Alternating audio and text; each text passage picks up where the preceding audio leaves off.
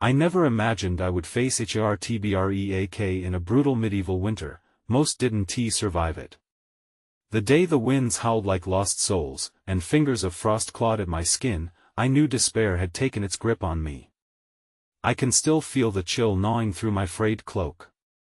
My heart raced, thrumming against my chest, each beat a reminder of what I was about to lose. There was a weight in the air, a thick fog hovering over the frost-laden ground, shrouding the village in despair.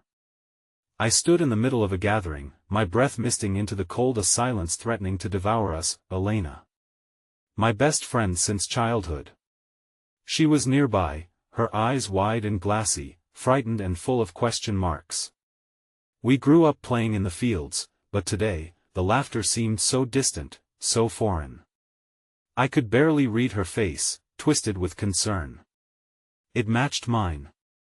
There was a subtle vibration, something sinister brewing, hiding in the corners of the village that I couldn't yet see. Then the news came.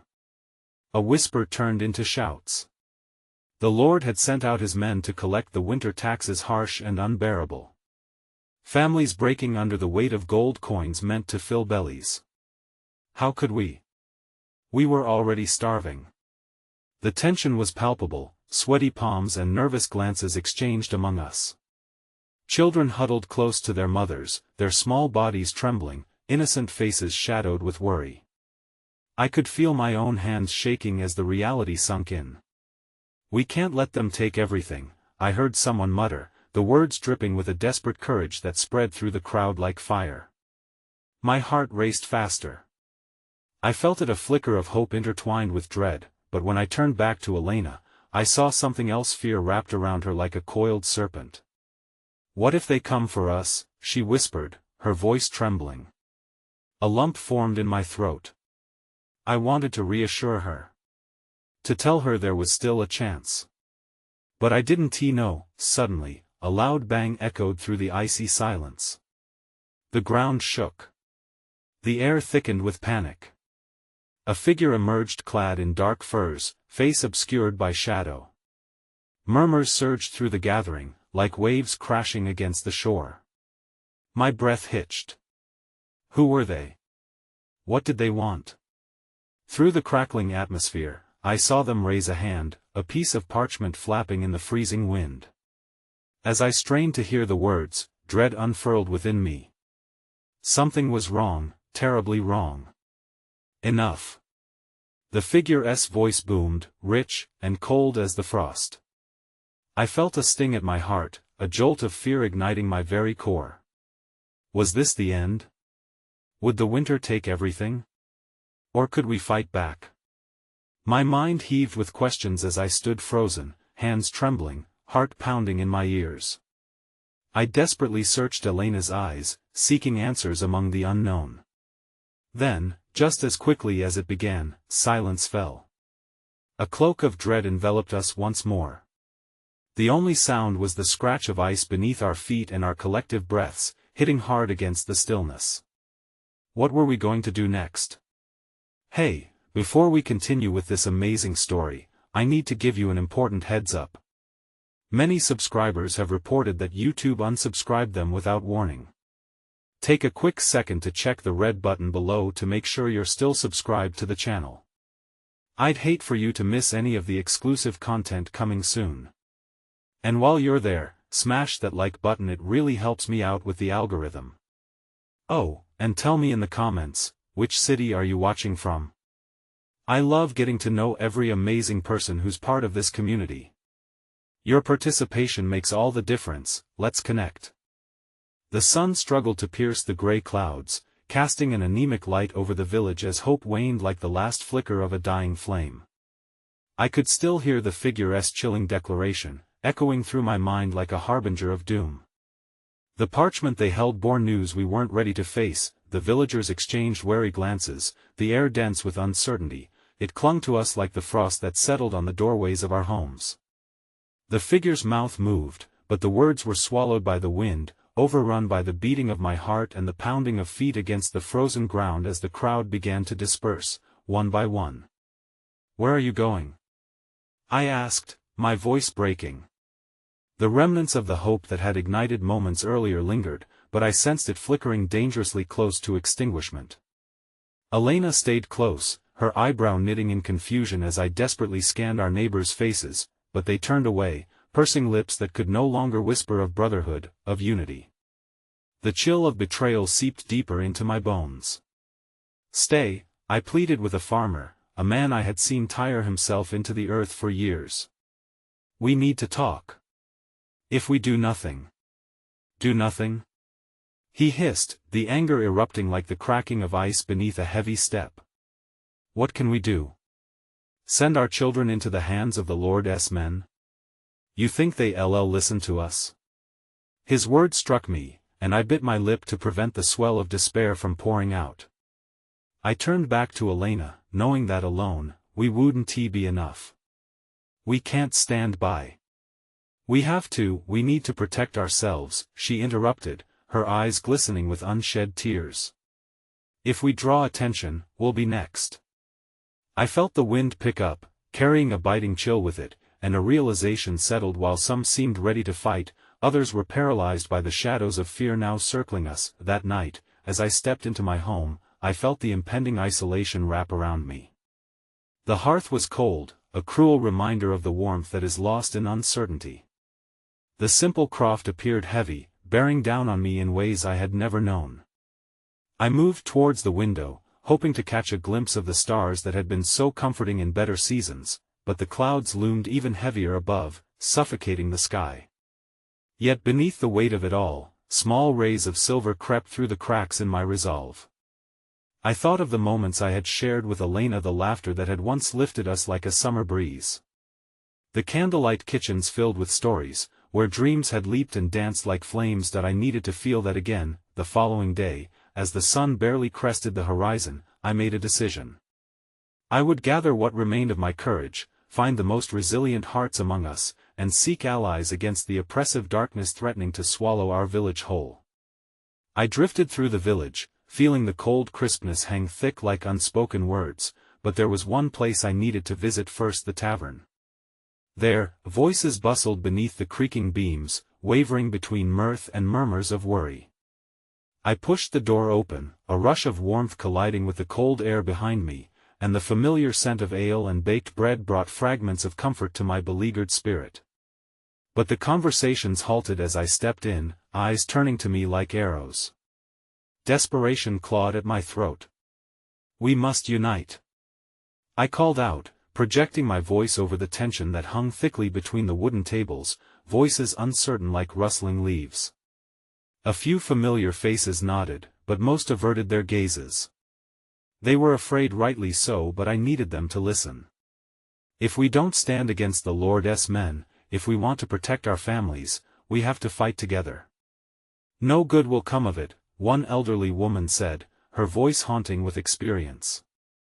"Only suffering lies down that path." But a flicker of resilience ignited behind her weary eyes. For a brief moment, I sensed some of her spirit anew, as if buried memories of rebellion flickered beneath the surface. Amid the heated discussions, I noticed a young boy sitting near the hearth, his bright eyes gleaming with a light that reflected my own fear and yearning. "I want to help," he exclaimed, his small frame trembling not from the cold but from the weight of his words. It struck me then, the innocence still pulsating within the darkness. And in that moment, I gripped the edge of the table. Perhaps hope could grow as easily as fear, it just needed a touch of warmth. As the day drifted into twilight, a tenuous coalition began to form.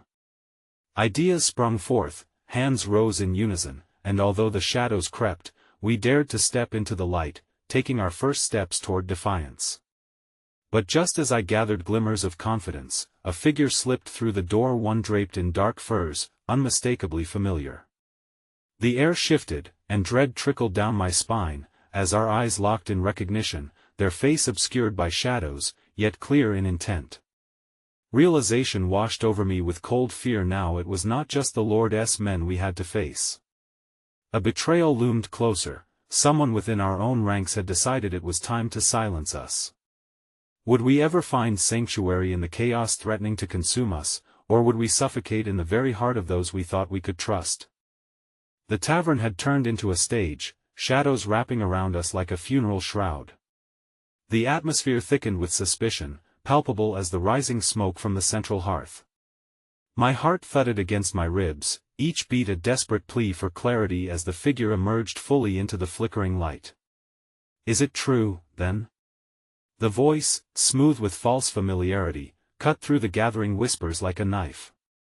"Have you rallied the sheep to stand against the wolves?"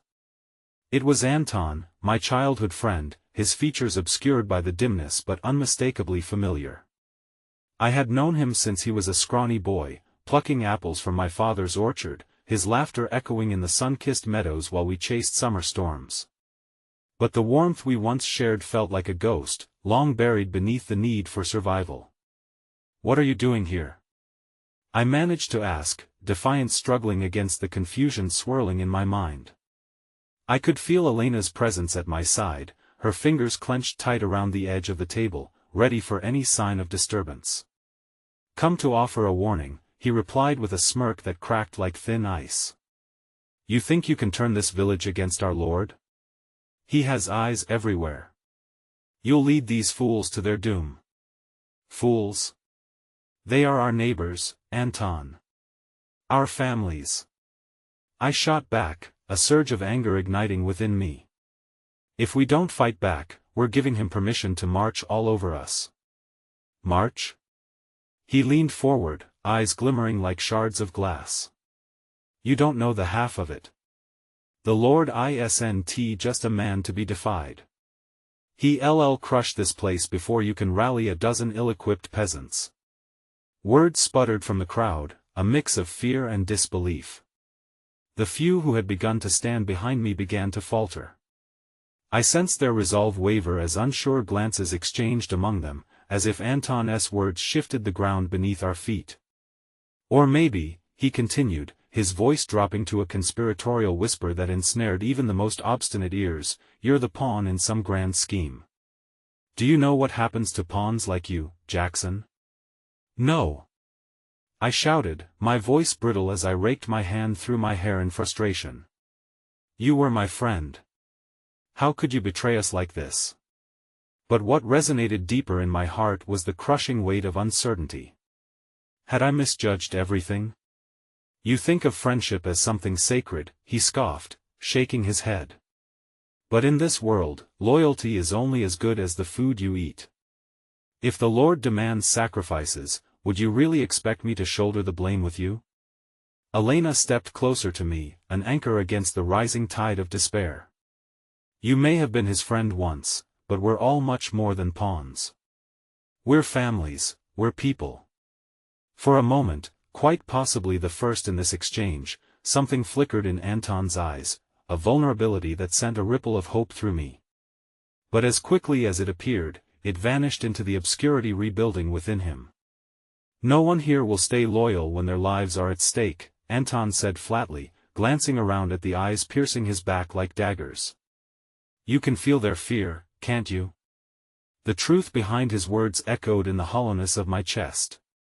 The crowd was wavering, fear settling in the corners of their hearts like dust. I turned back to them, desperate to claw back their faith. "Listen enough," he barked, slamming a fist on the table, causing the mugs to tremble. "I didn't come here in search of understanding or loyalty. I came to tell you it is too late, Jackson. The village's fate is already sealed." A ripple of discontent moved through the gathered villagers, eyes darting between Anton's contempt and my pleading. I could feel the breath hitching in my throat, despair threatened to drag me under the waves of uncertainty. "What do you mean?" I whispered, the weight of the unspoken hovering in the air like a storm, his lips curled with a bitter smile. "You'll soon find out," he said, taking a step back, allowing the tumult in the room to settle into uneasy silence before he turned and left through the tavern's doorway with the air of a spectre disappearing into the night. The tension waxed heavy, enveloping us. A moment of quiet passed, one of confusion and disarray. We were lost, like drifting leaves caught in an autumn wind.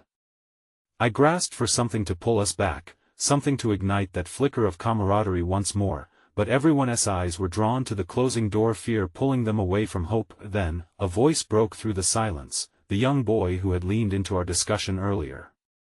He stood, trembling but unwavering. "I want to help. I believe we can do this." His innocence washed over the crowd like a soothing balm. "We can't let fear win." But in my chest, a dark prospect burrowed deeper.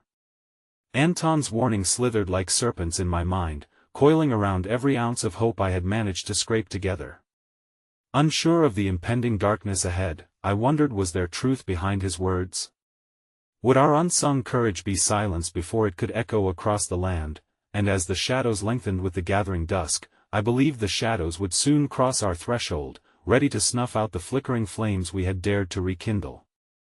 Unbeknownst to us, betrayal would soon masquerade as friendship, and the stakes would be forced far beyond what I could have ever prepared for.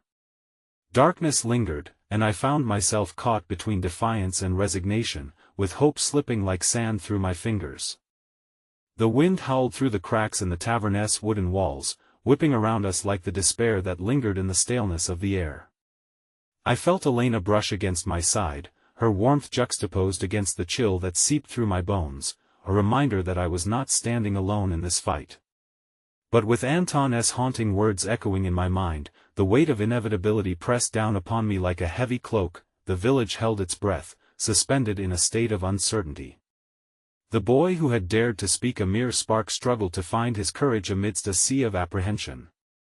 "We can't let fear win," he reiterated, his voice now a fragile note against the oppressive silence. That I stepped closer, encouraged by the flicker of hope he ignited. "That's right. We have each other," I said, my voice steadier than my heart felt. "If we band together, if we believe in one another, we can create change. We don't have to accept defeat." But the murmurs among the crowd told another story. "What if the Lord really is coming for us?" One woman whispered, fear etched into her features like the wrinkles of age. "What if this is all for nothing?" "Anton was once one of us," another man added, his tone laced with uncertainty. "He knows the Lord, he knows our weaknesses." I felt the room tilt beneath me. The very allegiance I had fought to weave began fraying at the edges, each thread pulled taut by doubt. I turned to the boy, desperately wanting to anchor my resolve in his vibrant spirit.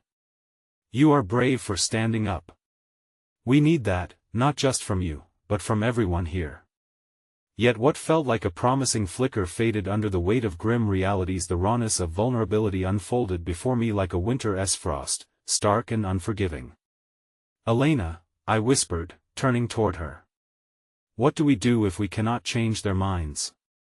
Her eyes met mine, a storm of emotions swirling behind them, fear, but also a fierce defiance. "We hold on. We remind each other of what we fight for. If Anton sees that we won T-Bend, perhaps he will realize what he has lost." But the path forward felt like walking along a cliff's edge, each step precarious and fraught with danger. My gaze drifted to the door Anton had slipped through, an invisible thread pulling me toward the darkness he had left in his wake.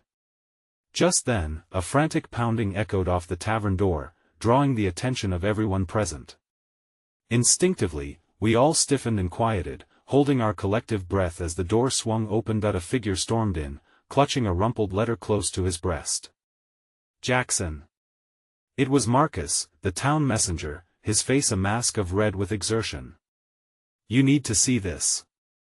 I rushed forward, my heart racing, while the villagers gathered around us, concern mixing with intrigue.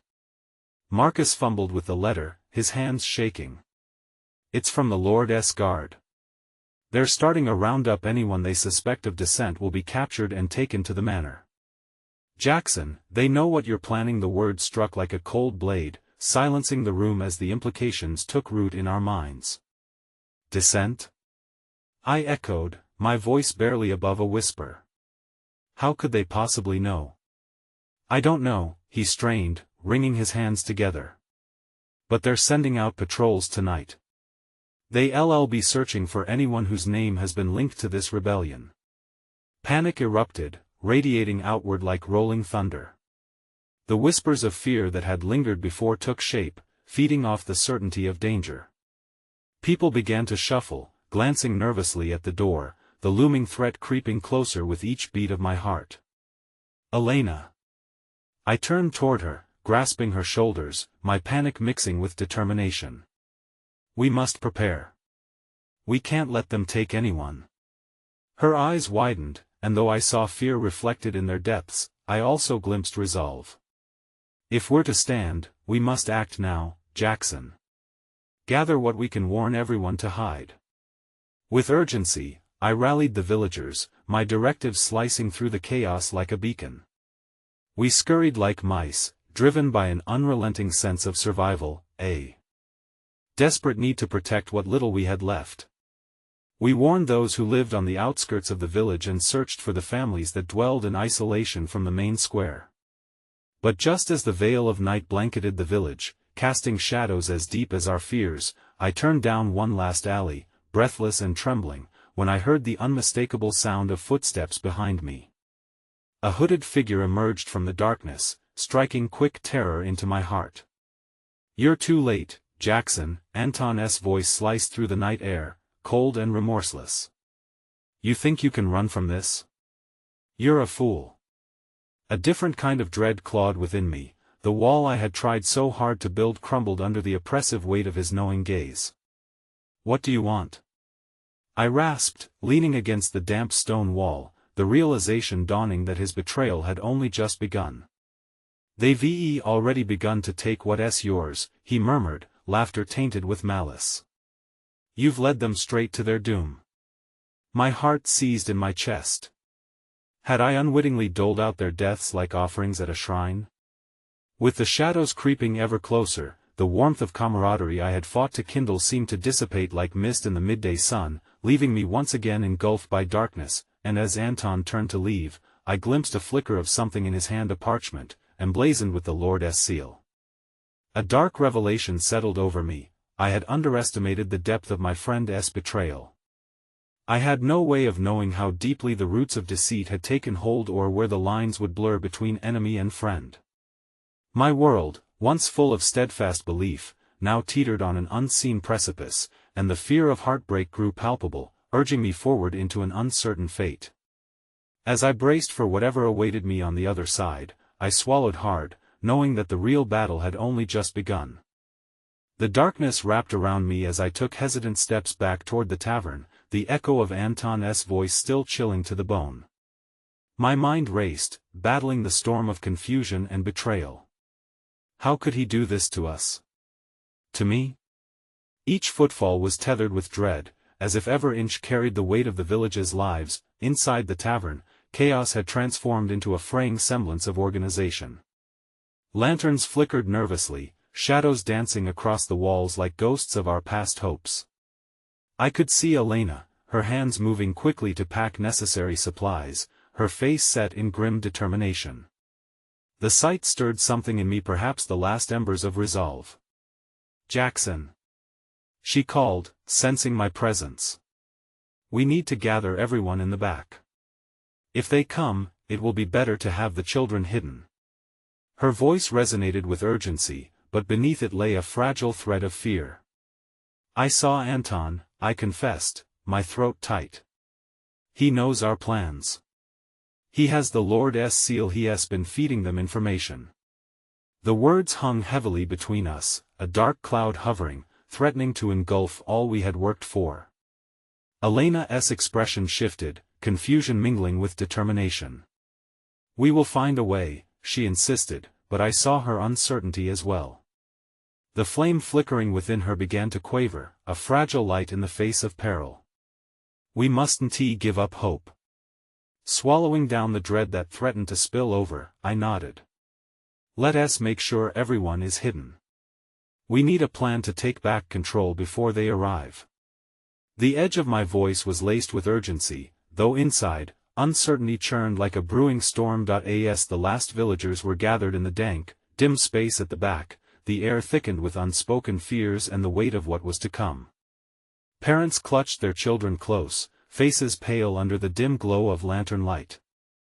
All our bravado fell away, revealing vulnerability that none of us had anticipated. "Listen," I began, glancing at their weary faces, knowing that these words were as fragile as the flickering flames casting their shadows. "Whatever happens, we're in this together. If they come for us, we will stand united. We can find a way to turn this around." Across the room, Marcus shifted uneasily, his brow furrowed with quiet anxiety. "What if they arrive with too many?" he dared, his voice lowered. "What if they come to take even more than we can imagine?" I refuse to let fear drive us into corners. My words came out with more zeal than I felt, the conviction shoring up the edges of my resolve. "We will fight. We will not let them take us without a struggle. We are stronger than they think." Elena stepped forward, placing her hand on my arm, her touch grounding me amidst the swirling chaos.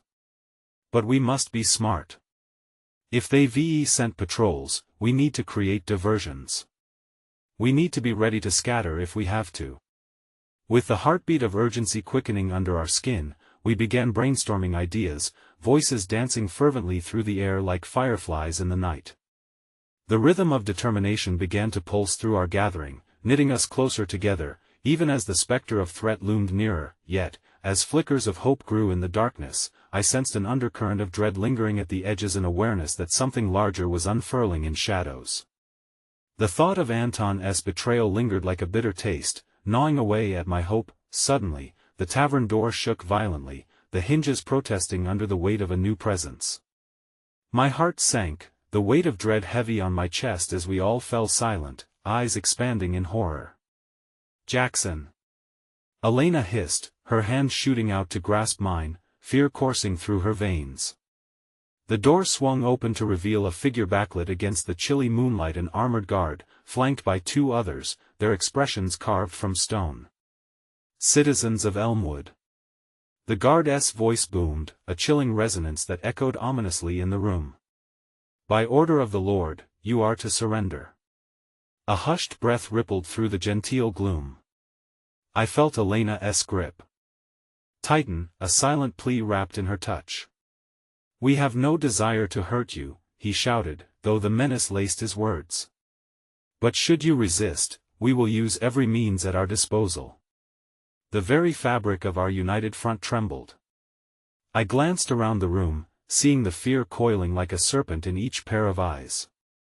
It was not just our lives that hung in the balance, it was the heart of our village, pulsing on the edge of destruction. But before fear could take root, I noticed a flash of movement from the shadows, an elderly woman, Mara. With trembling hands, she stepped forward, her ancient face lined with courage. "You will take nothing from us without a fight." My heart swelled with her bravery, and moments later, that spark ignited collective resolve. One after another, murmurs transformed into shouts of defiance, shaking off the heaviness that had settled over us. "Together!" Elena shouted, squeezing my hand, the fire in her spirit blazing anew. "We stand as one." But just as we began to rise to our feet, ready to stand against the tide, the guard raised his hand, and a low, menacing laugh fell from his lips. "Fools," he sneered, stepping aside to reveal what he had concealed behind him, a line of faces I never expected to see, ragged and bruised, the very souls Anton had betrayed, secured with chains, village members brought forth from their homes, victims of his treachery. Bile rose in my throat as they stepped forward, the glint of hope extinguished in their haunted eyes. Waves of disbelief crashed against my heart. Anton's betrayal was more profound than I could ever have imagined. "Dare to rise against me, and they will suffer," the guard said, his voice a deep rumble. "Choose wisely, or bear witness to the price of your defiance." In that moment, as the bind of despair seemed to clutch at our throats, I knew we were standing on the brink of something far greater than fear or betrayal. I had set out to unite the village against injustice, yet I now faced the stark reality that the balance of unity was painfully fragile. And as I looked around, I realized that the destiny of our village, not just mine, was intertwined in a web of dangers, one I could no longer navigate alone. In the flickering light, a small piece of parchment slipped from my hand, fluttering to the ground, unnoticed amidst the chaos, but carrying with it the weight of an unseen confirmation. It was a message, the one I had glimpsed in Anton's hand, that held a key to our next steps. But that would now remain buried as the shadows deepened, the chill ushered in the harrowed night, and the first soldier stepped forward. In that moment, I knew this was only the beginning. The fight I had prepared for paled in comparison to the heartbreak that still awaited. I never imagined I would face heartbreak in a brutal medieval winter. Most didn't survive it. Frozen in fear, I took a step back as the realization of our vulnerability crashed over me like the icy wind outside the tavern. The glow of the lanterns flickered as if in resonance with our uncertainty, shadows stretching like ghosts through the plaintive cries of my villagers. The faces of the captured, so familiar, so beloved, sent tendrils of despair wrapping tightly around my heart. Enough! The guard barked, breaking the reverie. You have a choice to make, and you will make it now. He cast a disdainful glance across our shaken assembly, his steel gaze landing heavily on the prisoners. Your lives depend on your obedience. The world felt as if it were sliding away beneath our feet, and I clutched Elena's hand as though to anchor myself amidst the chaos. Her fierce determination still flickered in her eyes like the wavering flames, but the weight of helplessness was palpable. Who are you? I blurted out, my voice filled with the desperation of a man unwilling to kneel. You take our people and then demand our loyalty? What kind of cowardice is this? Enough of your bravado, he growled, stepping closer, the armor reflecting my own anguish. You think hope is a weapon? Your souls lay at the mercy of your traitor. We need only to mention their names to extinguish the fires of this rebellion. Breathing through the terror clawing at my throat, I looked to my friends. Their wide eyes reflected the gravity of our situation. Each captured soul was a thread in the woven tapestry of our village, and their very existence hung in the balance. Are we truly so fragile? Mara's voice quavered, strength diminished by the chains binding her. Anton. She choked out, each syllable pained. If only he could see what he has done. As the murmur of blame began to rise, a sudden flash of movement from the side caught my attention. One of the younger villagers, Poppy, barely a girl of 10, had slipped from the back, clutching a few tiny bundles close to her. Her innocence struck me, holding fast against the tides of turmoil. Stop! I shouted, recognizing the weight of urgency in her small frame. Poppy, come back. Her resolve, however, was fierce, and she stood before the guard with unwavering eyes. You'll not take my family, she declared. They are worth more than you'll ever understand. Love is stronger than your chains. A ripple of surprise sparked even in the guard's stoic demeanor, and for a brief moment, our collective fear was drowned beneath the tidal wave of collective defiance. Even within despair, a flicker of hope ignited. Her words are true, Elena began, stepping forward, the reach of courage embedding itself in her spine as she spoke. If you take them, you take our hearts. You may bind our hands, but you cannot break our spirit. Very well, the guard replied, a sly grin creeping across his face. You're braver than I thought, but bravery won't protect anyone here. Let us put loyalty to the test, then. His eyes fell on Mara. One life for each hour you resist. Choose wisely who will pay the price for your foolishness. The horror of that statement landed like an anvil on my chest, and every heartbeat thundered with the burden of the unimaginable choice we were faced with. Our unity had garnered strength, yet could it withstand this brutal destruction? Stop! I shouted, the urgency drowning in my veins. We need a plan. If we sacrifice our courage now, we will have nothing left to fight for. With each passing second, decisions carved deep into my heart. As I scanned the faces surrounding me, it became clear that we could never abandon one another in such a brutal reckoning. Each of us held the remnants of hope, and that hope could not be bought, nor could it be traded for the blood of the innocent. But as I started to formulate what was surely a desperate plan, the tavern door swung open again, revealing a figure I could have never anticipated, a silhouette I had not seen in weeks, the very embodiment of my betrayal. Anton stepped into the room. shackles glistening on his wrists as he stood before us dressed not as a traitor but a prisoner himself. "Jackson!" he shouted, his voice cracking, desperation lacing the air. "I came to warn you." Hushed gasps filled the room, disbelief casting a heavy pall over our gathering. The guard turned, fury furrowing his brow, but the words hung in the air, thick with tension. I was frozen, grappling with the complexities of the moment as my mind spun with contradictions. Had Anton come to save us, or was this part of another betrayal? "What do you mean?" I asked, heart pounding against my ribs like drums of war. "They're not just coming for you." Anton's eyes darted to the prisoners, pain etched into the lines of his face. "They aim to quell any resistance before winter is over. The Lord plans to make an example of us all." Panic flared through our ranks at this revelation. As realization dawned, anguish felt like an unwelcome visitor tightening around my throat. And one single thought reverberated through my mind: could this betrayal be a catalyst for our survival, or would it lead us into deeper darkness? Elena squeezed my hand tighter, grounding me in the face of uncertainty. "If there's a chance."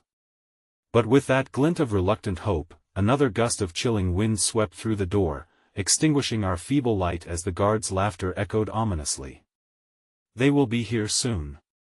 You must decide now, or every breath you take will be one step closer to your end." In that moment, as terror tightened around us, I knew we stood on the precipice of a choice that would change the fate of our village forever, a choice between vengeance and survival, where heartbreak loomed like a shroud over redemption. The weight of our future pressed down, and as the shadows deepened, I couldn't shake the feeling that perhaps this cold winter would strip us of much more than lives. It would threaten the very essence of who we were.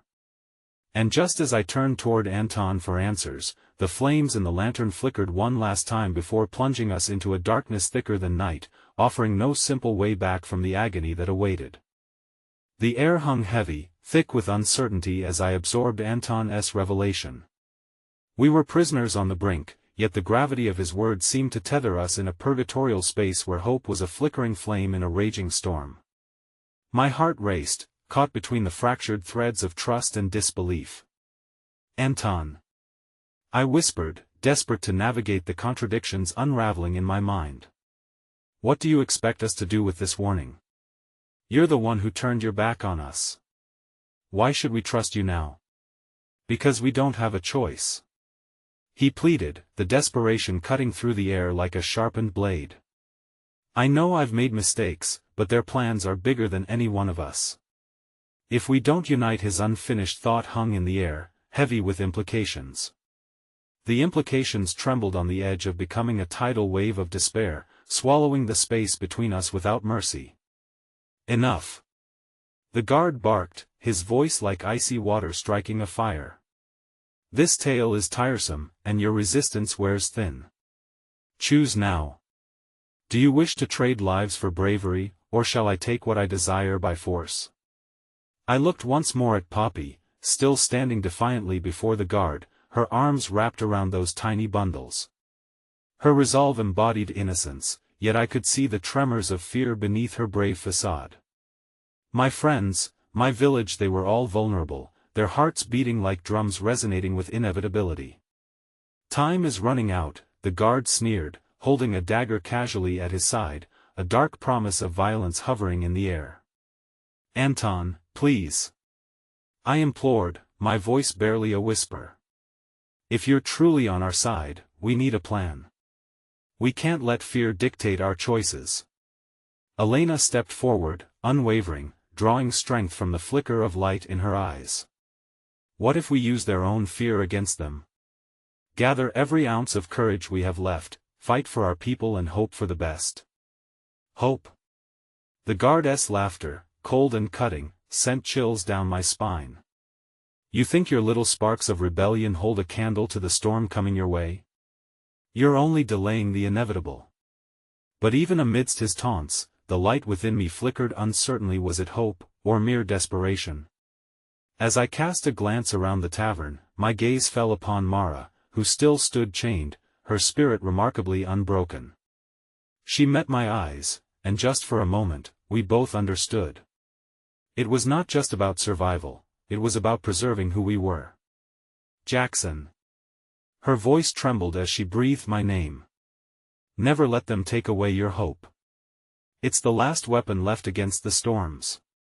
And then, as if summoned by the words of courage that hung heavy in the air, an unexpected gust of cold wind snuffed the lanterns entirely, plunging us into darkness. Gasps erupted, but a deeper understanding pulsed through us all. Take this moment. I shouted into the void. We start fighting now. We stand as one. In that moment, the room echoed with a reluctant unity, our hands clasping one another, a network of tenacity woven between our souls. I felt Elena's unwavering grip, Anton's conflicted energy, Poppy's innocent defiance, as well as the simmering resolve radiating from our entire village, and then, without warning, the tavern door swung open once more, revealing a band of soldiers clad in the Lord's colors. My heart ceased to beat for a painful second before thrumming to life in chaotic rhythm. They flooded in, their armor gleaming ominously in the pale moonlight. I could smell the scent of damp earth mixed with the iron tang of impending violence. That it was chaos, the cries rising in a shared heartbeat, a symphony of courage melded with fright. The soldiers seemed to instinctively understand the growing fire within our assembly, their eyes widening with surprise. Back! The lead soldier barked, brandishing his weapon, but his bravado faltered as his gaze fell upon the faces of the villagers. Together! I cried, pushing the words from my heart into the storm. The guards exchanged furtive glances, uncertainty breaking through their raucous bravado, and for a moment, a fragile, precious moment, our collective spirit rose against the oppressive darkness, igniting courage anew. But just as I thought we might fight together, a blinding flash of anger sparked in the lead soldier's eyes, and he raised his weapon menacingly. You call that unity? I see nothing but soft hearts ready to break. And in that moment, as he lunged forward with a cry, time suspended in a dreadful stillness, I saw Anton react instinctively. He hurled himself in front of me, blocking my potential fate with his own. No! I shouted, the word tearing from my lips like a wounded cry. The heart-wrenching clang of steel echoed through the tavern, swallowed by an anguished silence. Anton's body crumpled as the blade struck true, and in that instant where hope mingled with horror, I knew we were not simply fighting for our lives. We were battling for the very essence of love, loyalty, and the fierce connection that defined who we were. As the soldiers surged in, our world spiraled into chaos, an unstoppable wave of fear and defiance. And amidst the cacophony, one piercing truth rose above all else: this that we call heartache was only beginning, and with it, a choice would soon be thrust upon us, a devastating crossroads that would forever change the fate of our village. The clash of steel reverberated through the tavern as I rushed to Anton's side, the air thick with the metallic tang of blood and the palpable weight of dread. I knelt beside him, my hands trembling as they hovered over his injury, desperate to mitigate the inevitable darkness that had begun to wash over us. Anton, please, stay with me, I pleaded, my voice cracking under the strain of fear and sorrow. He looked at me, and in his gaze, the vibrant intensity that had ignited in him moments before dimmed, leaving behind a shadow of the fierce spirit I had known. Jackson, he gasped, each painful breath punctuating his words. You must lead them. They need you more than they ever needed me. Promise me. His voice faded, but the urgency in his eyes reflected a desperate plea that wrapped itself around my heart. I promise, I whispered, even as the weight of those words threatened to crush me. Poppy, still clutching the bundles of our children, watched in horror, her face pale, tears threatening to spill over as confusion gripped her. What is happening? She cried, stepping closer, unwilling to be consumed by despair, yet tethered to the abyss of reality. Anton, I began, but another soldier, sensing the shift in the tide, stormed forward, eyes wild with rage, ready to silence this flickering flame of defiance once and for all. Get back! I shouted, rising instinctively to shield Poppy and the others from the encroaching danger. But as I faced this new threat, I caught a glimmer of unexpected movement from the corner of my eye. Elena, fueled by a fierce protective instinct, surged forward. "We won't let you take any more from us," she shouted with a rawness that echoed through the chaos, transforming fear into a rallying cry. With every ounce of spirit she could muster and a dagger snatched from a fallen soldier, she charged at the looming figure, a fiery comet racing against the blackness of despair. The soldier lunged, but Elena's resilience caught him off guard, and she slashed at his arm, sending him careening backwards. A gasp rippled through our remnants of a united front, igniting a glimmer of hope in the faces around me. "Together!" I shouted again, rallying those whose hearts still beat with defiant courage. I had no choice. I had to be the flame in this gathering storm. We could be more than the sum of our fears, we could be a tempest of rebellion. With newfound determination, I turned and began to organize our scattered remnants, knowing that each exchange had become crucial to our survival. "Grab anything you can use, tables, chairs," I encouraged. The visibility was fading fast, but from the darkened corners, villagers emerged, inspired by the flickering hope reigniting in their hearts. Yet as we banded together, the chaos around us swelled. The tavern doors closed like the jaws of a beast ready to consume us whole, and the weight of our situation hung heavy. How would we stand against a force that seemed so insurmountable? "Jackson!" Elena called during a frantic moment of strategic planning. I looked up to find her eyes aflame with determination, yet lines of fear creased her brow. What if a shadow loomed at my elbow, cutting off her thought? Kieran, my childhood friend, appeared beside me, his eyes filled with the kind of resolve only desperation can forge. "I can get us through the back, but we'll have to be swift. They're preparing for an onslaught." Before I could respond, a loud crash echoed through the tavern, sending shivers down my spine.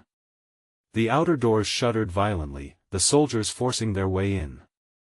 "Now!" I shouted, urgency tightening my voice as I gestured towards the rear exit. We surged together, a wave of displaced souls yearning for freedom, every heart beating as one against the tide of encroaching darkness, but there amidst the chaos an unexpected voice rang out. "Stop!" It was Mara, her spirit unyielding despite the chains that still bound her. "You don't have to do this." Every gaze fell upon her, and in that chilling moment, the soldiers hesitated, caught between the brutality of their orders and the fragile flickering hope she represented. "Mara, you can't," I began, anguish spilling from every syllable as I saw her resolve deepen. "It's the only way," she replied, eyes fierce and shining. "If we're to reclaim who we are, we stand together. I refuse to let them take our will." Heart pounding, I realized what she meant. They could imprison our bodies, but they could never seize our spirits. "Jackson!" a soldier yelled as the tension thickened, fury ignited by Mara's declaration. "Don't let her sway you." I felt myself wavering under the weight of her conviction, but before my resolve could solidify, something unexpected happened. The guard who had wounded Anton, still reeling from the shock of our united force, exchanged a look with Mara, something unexplainable passing between them. Hesitation hung in the air like a whisper. Suddenly, it was as if time itself stretched, and in that heartbeat of uncertainty, Mara seized the moment, calling upon everyone's deepest fears, urging us all not to succumb. "Look at what they've done. Look at what they want to take from you." Her voice rose, vibrating with power as with each word she stoked the embers of our shared courage, but just as I thought we might sway the tide, the lead soldier, wrath boiling just below the surface, made his choice and raised his sword aloft. "Enough of this pity. You will all regret this defiance." And as if the entire universe held its breath, I felt a fleeting sense of hope puncture through the chaos, a realization that sometimes, in the darkest of moments, we reveal our truest strength. But then, with a swift thrust forward, light clashed against darkness, and everything erupted into chaos once more, my heart racing as I realized this battle was far from over. A shocking revelation pulsed through me, a truth that churned in the depths of my heart, mingling with fear: not everyone would make it out of this alive. And as the first drop of blood hit the floor, I understood the choice I had to face. Would I be the one to lead, regardless of the inevitable heartbreak that loomed ahead, or would I allow this storm to swallow everything I loved whole?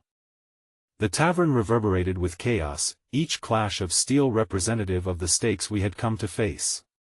As I drew in a breath steeped in dread, I locked eyes with Mara, my heart thudding against my rib cage, half-empty promises swirling in the tumult around us.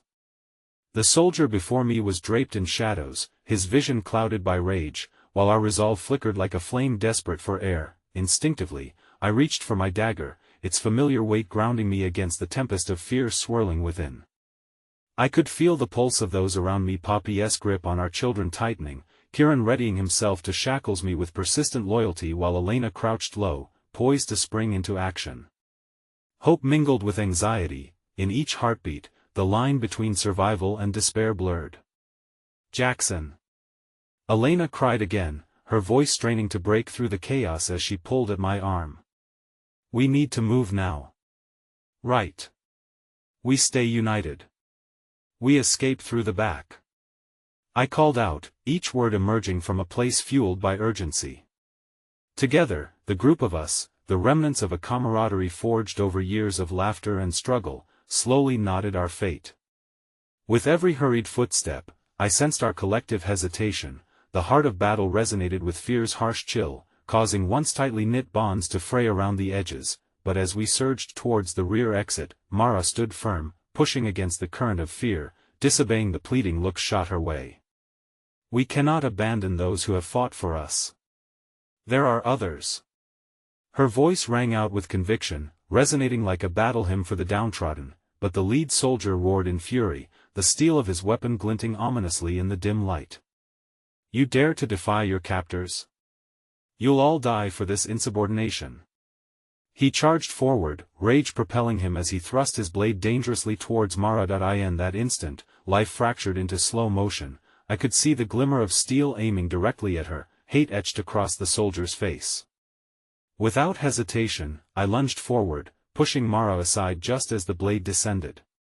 The chill of the blade's breeze whispered against my skin, and a sharp pain erupted as it slashed against my arm. The world dimmed for a moment as pain radiated, consuming my attention. "No!" I heard my name on Poppy's lips, thin and trembling, while the reality of the wound sank into me. I stumbled, clutching at the gash, breath hitching as an overwhelming liquid warmth painted my fingers.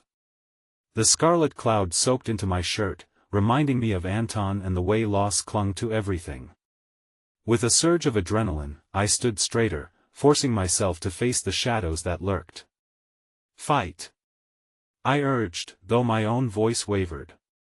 Despair clawed at me. I could hear Anton's warning echoing, suggesting the risk of never leading these courageous souls who remained steadfast alongside me. Elena, undeterred, leaped into action at my side, her dagger raised with defiance.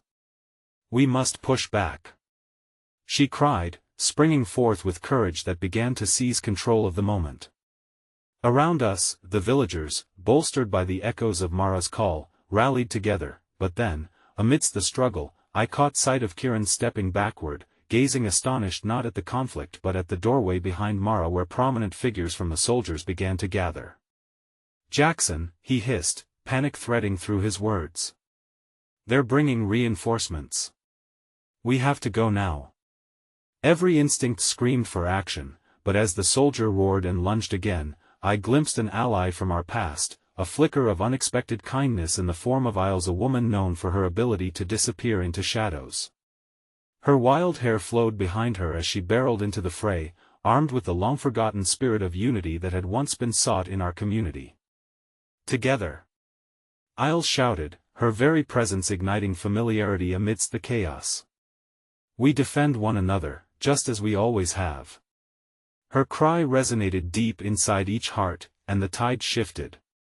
In a surge of unity and desperation, we rose against the fury of oppression, confronting the soldiers who sought to tear us apart. I felt a swell of determination rise within me, one that threatened to eclipse the fear taking root, but then came the twist. The door splintered open with a deafening crash, and an entirely different wave of surprise surged in. "Victor!" I gasped, recognition hitting like a blow to my gut. The man who once stood alongside us now loomed as a leader among the soldiers, wearing an armor tinged with betrayal. He scanned our ranks, an icy determination radiating from him. "Why do you resist?" he yelled, a pulpit of disdain swallowing any warmth of familiarity that might be lingered. "You are nothing without our protection. You will perish." A chill passed through the gathering, and a collective uncertainty gripped the air. Among my people, among my friends, were there whispers of compliance beginning to rise? Eyes began to dart, questions brewing behind each fearful gaze exchanged. "Victor, no." My voice wavered between disbelief and sorrow. At one point, he had fought beside us, shared victories of our youth gone. Whatever spirit had once bound us in camaraderie twisted now into something grotesque, sharp-edged and hurtful. Then it hit me while despair sifted around us like grains of sand. Trust could be the catalyst of change. We must summon the winds of resilience that had once knit our alliances together, and amid mosswood, we could find common ground beyond bloodshed. But would we withstand this new threat? Cold realization hung heavily, glistening with menace. If they turned on each other, if loyalties cracked under oppression, would I find myself standing amongst memories of lost friends or claim the path toward a fragile rising? The question echoed through the tumult, a piercing revelation. Some losses ran deeper than even death itself. And as I stood, bloodied and torn, the tension thickened. The battle was unfolding, and I knew we were teetering on the edge of devastation, yet somewhere in the depths of pain lay the potential for transformation, which came with it an anticipation that lingered just out of reach. I woke in a haze, my senses tangled in a web of pain and confusion. The warm flicker of a candle danced nearby, illuminating Elena's worried face as she hovered just outside my vision. I tried to sit up, but a sharp pain radiated from my shoulder, a brutal reminder of my last moments in the tavern, the wild clashing of steel, the cries, Anton's sacrifice. The brutal truth swept over me like a winter chill, sharp and unforgiving. "Jackson," Elena's voice broke through the fog, her eyes shining with unshed tears. "You're awake." Relief and fear mingled in her tone, as if she wasn't certain how to feel. I could barely muster a response. My mind felt sluggish, weighed down by the enormity of what I had witnessed. "What happened?" I croaked, my throat scratchy. I wanted to pull her close, to gather the warmth that seemed to escape me. The memories clawed at the edges of my mind, filled with frantic cries and a stinging betrayal I couldn't escape. Elena took a shaky breath, her hands trembling as they clasped together tightly. "We fought back. We escaped for now." But she hesitated, eyes darting away from me. "We lost many." The weight of her words pressed down, nearly suffocating me. I felt the ache surfacing in my throat, the fear that for every brave soul left standing, there were memories brought down by Anton's indifference and the soldier's cruelty. I forced myself to breathe, struggling against the tidal wave of heartbreak that threatened to crash over me. "No." I gripped the edges of the cot, my heart racing. "Not Anton. Not Mara. Did anyone?" My voice trailed off, fear etching deeper lines into my brow. "Some made it, but we lost people we loved," she whispered, the pain leaking through her voice like a slow poison. "The tavern was overrun. We fought back fiercely, but we couldn't save everyone." Tears spilled silently down her cheeks, and each drop felt like a fracture in my already shattered spirit. "They're still out there, Jackson. The soldiers are regrouping. They won't stop until they have what they want, or until they crush us entirely."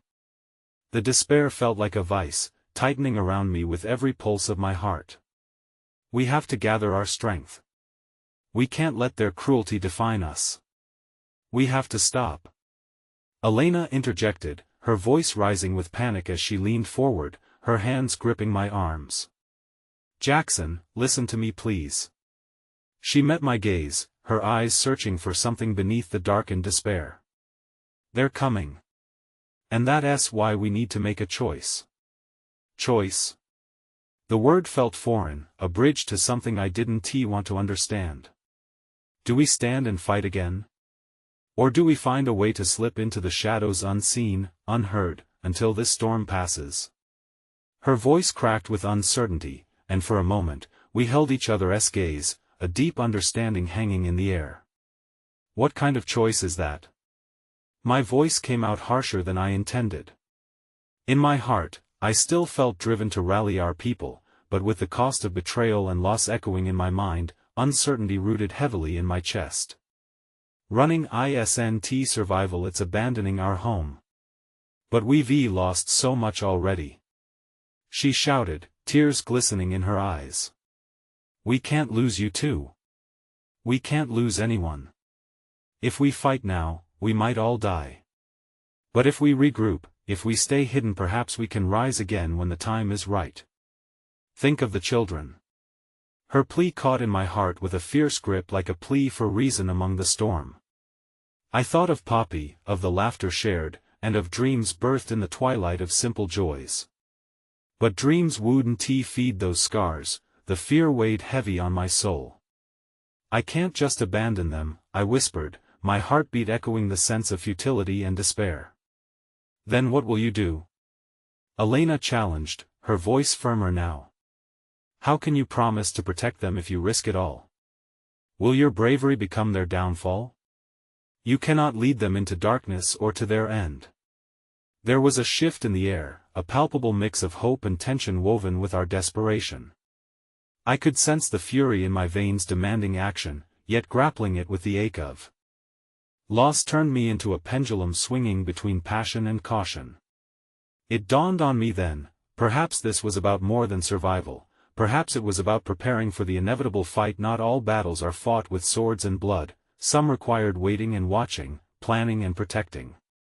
Elena, I took a deep breath, as clarity crept into the fog of uncertainty. Maybe you're right. Maybe we should retreat. Just for now, to regroup. But we will fight again. For those we've lost. Her relieved gasp was like a balm to my soul, it soothed the raw edges of my heart. Then let us gather what we can, then, she said, her resolve hardening. I can find others who escaped. We'll huddle together until we can safely move to another valley. Reluctantly, I nodded. Tonight, we stay hidden. In the hours that followed, pain became a companion, lurking in the background as shadows gathered behind closed doors, whispers of our shared determination echoing within the walls of safety. I never imagined I'd feel this much heartbreak in a brutal medieval winter, one that relentlessly stole lives while offering precious little warmth, hope swallowed by fear at every corner. But we would rise. We would remember our loved ones not as shadows of the past, but as the sparks that ignited every ember fueling us forward. And as my resolve solidified, a new thought took root, an unexplainable warmth igniting through the fear. Love was a weapon forged in the fires of loss, stronger than any blade. Somewhere in this desperate journey lay a flicker, a memory ignited, the laughter of children, the moments of laughter shared beside a flickering hearth, a bond unbroken amid the chaos. It was that ember, whispering beneath the ice, the knowledge that no matter how deep the darkness swallowed us, we could hold on to hope, to love, and to each other. And perhaps, someday, we would find the dawn.